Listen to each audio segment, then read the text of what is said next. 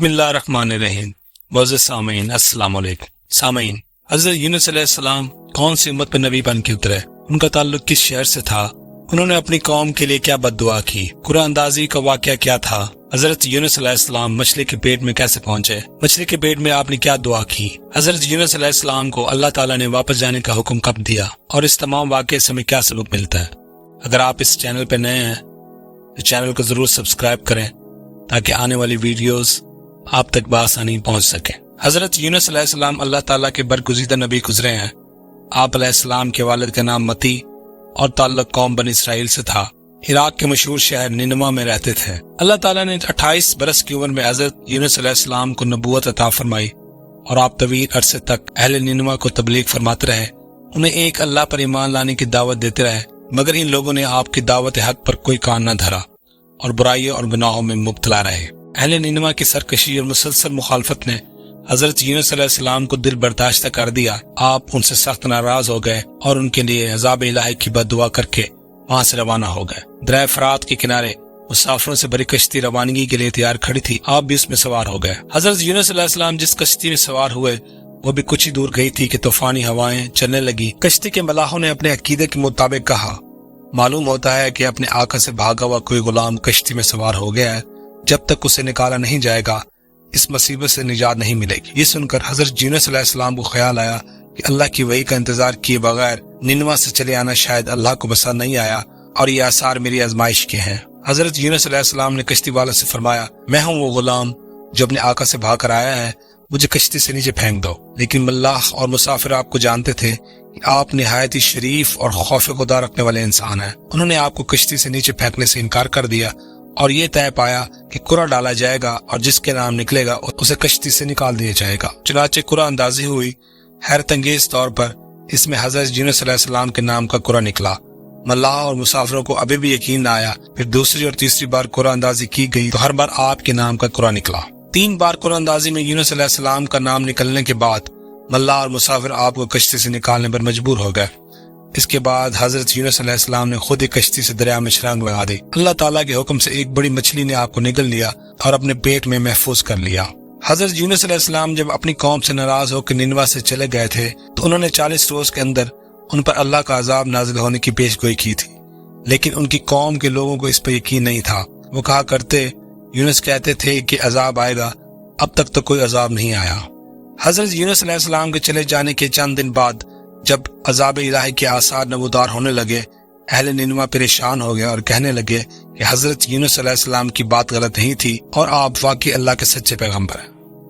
لہٰذا انہوں نے توبہ کی، اللہ پر ایمان لے آئے اور عذاب کے ٹال جانے کی دعا کرنے لگے۔ حضرت یونس علیہ السلام مچھلی کے پیٹ میں زندہ اور وہی کا انتظار کیے بغیر اپنی قوم کو چھوڑ کے آنے پر سخت نادم تھے۔ آپ نے اللہ کے حضور اپنی خطا معاف کرنے کی دعا کی، کہا، اے اللہ، تیرے سوا کوئی معبود نہیں، تو ہی یکتا ہے، میں تیری پاکیزگی بیان کرتا ہوں، بے شک میں خود پر ہی ظلم کرنے والا ہوں۔ جیسا کہ قرآن پاک میں سورۃ الانبیاء میں فرمایا گیا ہے، اور مچھلی والے کو ہم نے نوازا جب وہ چل دیا غصے میں بھرا ہوا اور اس نے گمان کیا کہ ہم اسے پکڑ نہیں سکیں گے، بس اس نے اللہ تعالیٰ کو تاریکیوں کے اندر پکارا کہ تیرے سوا کوئی معبود نہیں، تو پاک ہے اور یقیناً میں ہی ظالموں میں سے ہوں۔ اللہ تعالیٰ نے حضرت یونس علیہ السلام کی درد بھری آواز سنی اور اسے قبول فرمایا، جیسا کہ سورۃ الانبیاء میں کہا گیا ہے، اور ہم نے اس کی دعا قبول فرمائی اور اس غم سے نجات دی، اور اسی طرح ہم نجات دیا کرتے ہیں اہل ایمان کو۔ مچھلی کو حکم دیا گیا کہ یونس علیہ السلام کو جو تمہارے پاس ہماری امانت ہے ساحل پہ اگل دے۔ مچھلی نے حکم کی تعمیل کی۔ حضرت یونس علیہ السلام بہت ہی کمزور حالت میں زمین پر پڑے تھے، پھر اللہ کے حکم سے ان کے قریب ایک بیل دار درخت اگا دیا گیا، جیسے کہ قرآن مجید میں کہا گیا ہے، اور یقیناً یونس بھی رسولوں میں سے تھا۔ جب وہ بھاگ کر پہنچا اس کشتی کی طرف جو پہلے ہی سے بھری ہوئی تھی، پھر قرآن اندازی میں شریک ہوا اور اس میں مات کھائی۔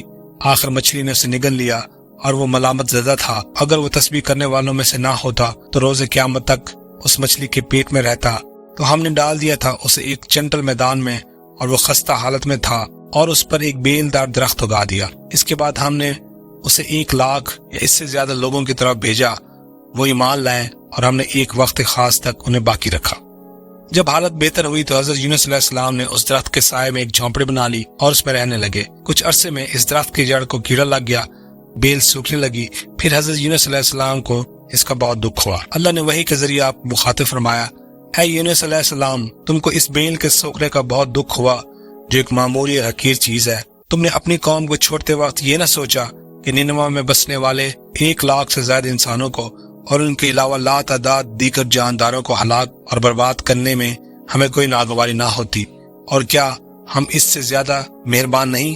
تم وہی کا انتظار کیے بغیر قوم کو بد دعا دے کر ان کے درمیان سے نکل آئے۔ ایک نبی کی شان کے مناسب نہیں کہ وہ قوم کے حق میں عذاب کی بد دعا کرے، نفرت سے ان سے جدا ہونے میں جلد بازی سے کام لے اور وہی کا انتظار بھی نہ کرے۔ پھر اللہ تعالیٰ نے حضرت یونس علیہ السلام کو حکم دیا کہ وہ نینوے جائیں، قوم میں رہ کر رہنمائی فرمائیں تاکہ اللہ تعالیٰ کی کثیر مخلوق ان سے فیض پا سکے۔ حضرت یونس علیہ السلام اللہ کے حکم سے نینوے واپس تشریف لے گئے۔ قوم نے ان کی آمد پر بہت خوشی کا اظہار کیا اور وہ لوگ حضرت یونس علیہ السلام سے رہنمائی لیتے رہے۔ قوم نے دنیا میں بھی بہت کامیابی حاصل کی اور نیک عمل کر کے آخرت کے لیے بھی بہت سامان اکٹھائے۔ قرآن مجید میں بیان کردہ اس سبق آموز واقعے کا خلاصہ یہ ہے کہ ناکامیوں سے دل برداشتہ اور اللہ کی رحمت سے مایوس نہیں ہونے چاہیے۔ مشکلات میں صبر سے کام لینا چاہیے۔ اللہ اپنے بندوں اور تمام مخلوق میں سے سب سے زیادہ محبت اور شفقت فرمانے والا ہے، اور وہ ان کی بڑی سے بڑی نافرمانیوں کو دل سے توبہ کرنے اور آئندہ نہ گناہ کرنے کے سچے وعدے پر معاف فرما دیتا ہے۔